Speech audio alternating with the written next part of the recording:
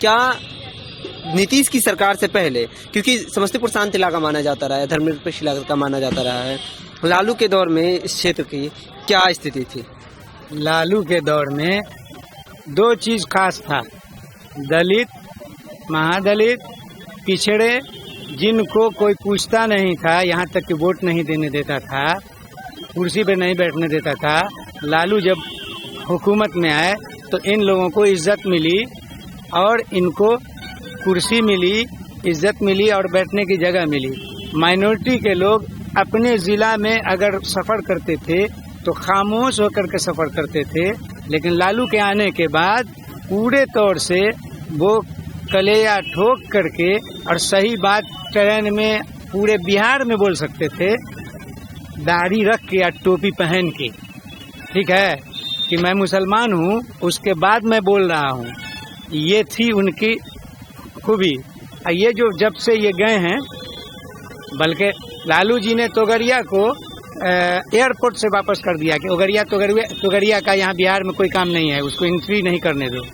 लेकिन ये ये नीतीश जी ने इनके मतलब के कार्यकाल में, उनके 15 साल के कार्यकाल में किसी भी तरह का सरगर्मी पूरे बिहार में कहीं भी आरएसएस नहीं कर सकता था। लेकिन जब हुकूमत उनकी थी नीतीश जी की, हमारे साथ जो हुकूमत बनी है उससे पहले अकेले जब उनकी भाजपा के साथ हुकूमत थी, तो गया में बहुत बड़ा आरएसएस का कन्वेंशन हुआ और इन्होंने इनकी वजह से, नीतीश जी की वजह से यहाँ पैर जमाने का मौका मिला आरएसएस को।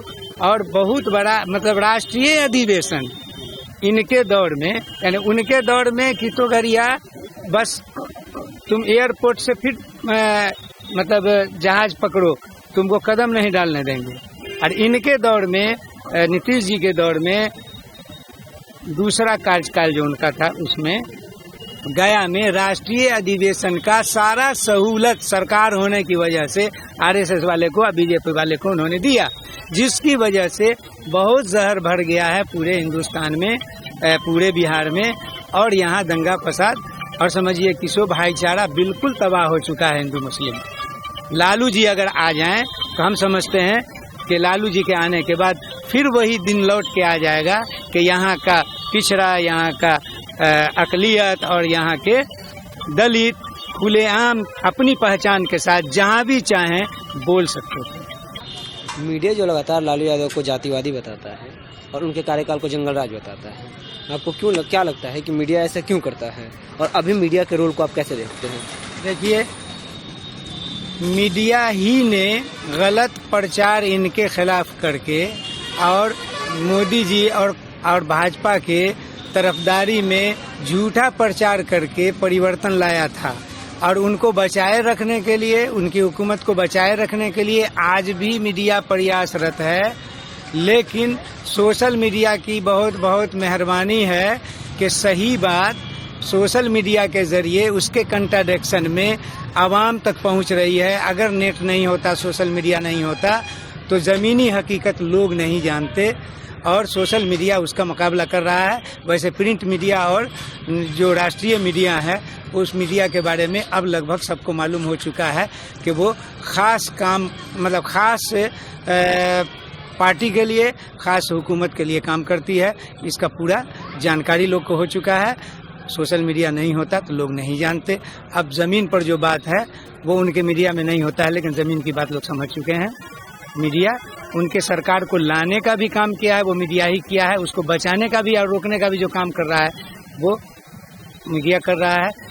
वो जो जिसको बोलते हैं आप राष्ट्रीय मीडिया, हालांकि प्रिंट मीडिया और राष्ट्रीय मीडिया जो है वो खास लोगों के हाथ में भी है, खास वर्ग के या खास सोच के लोगों के हाथ में है। और वो उसके ज़रिए से हुकूमत लाना, बचाना, रोकना और दुष्प्रचार करना लालू जी के बारे में। लालू जी तो ऐसे लीडर हैं कि उनके जेल जाने से कितना लोग परेशान है, उसका जवाब आपको जब रिजल्ट आएगा 23 तारीख को आप देख लेंगे कि क्या मानसिकता है लोगों की, वो जवाब मिल जाएगा। आप टीवी पर होने वाले हिंदू मुस्लिम डिबेट को देखते हैं? हाँ देखा, लेकिन अब देखना पसंद नहीं करते हैं, बहुत चिढ़ होता है उससे। देखना पसंद नहीं करते हैं। देखा है मैंने, और कभी भी मुद्दे पर जो यहाँ ज्वलंत मुद्दा है, ये बेरोजगारी है, जीएसटी से परेशानी है, खेती का मामला है, किसान का मामला है, नौजवान का मामला है, खून खराबा का मामला है, ये जितनी चीज़ें उस पर वो लोग कोई बात नहीं करते हैं और हिंदू मुस्लिम करते हैं और गलत तरीके से लोगों की जहनसाजी करते हैं और बहुत ज़्यादा फैला चुके हैं ये लोग।